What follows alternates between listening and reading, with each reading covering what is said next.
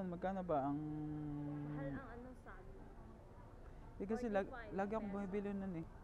45 yung grande. Ang masarap, Yung maliit, 25 ano, 30. ang masarap lang naman dun yung ano eh, yung sago. Tapioca. Kaya nga zago, kasi sago.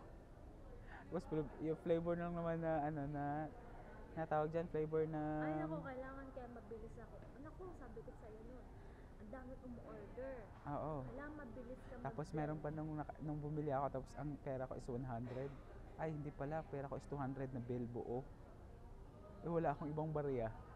Sabi niya, sir, wala ka bang maliit na barya? Wala ka bang maliit na maliit na barya dyan? Sabi ko, wala. Sabi niya, ano, sorry sir, wala. Sabi ko, so paano yan? Gusto kong kumain. Sabi niya, ay sir, wala talaga. Sabi ko, pabaryahan mo. Sabi ko ganyan sa kanya. Sabi ko talaga. Tapos yung mukha niya, parang napaganon siya, parang nainis siya sa akin. Hindi kasi pwede yun. Bakit walang bayan? Oo, kasi hindi siya, kasi ilan lang sila, 3 lang sila eh. Kung aalis pa siya, papabarya, mapipending na sila.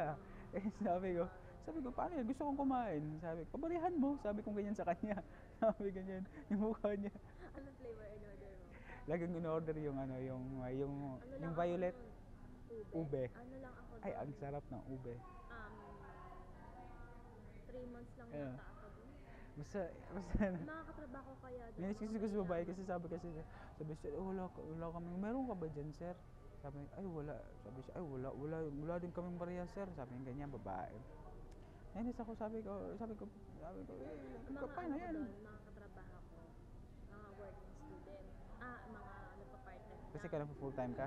Full-time ako kasi wala nga ako trabaho. Ayun, walking distance lang. Ito, tapos sa likod lang nun, yun ang bahay namin, kuya ko. So, nag-apply ako doon,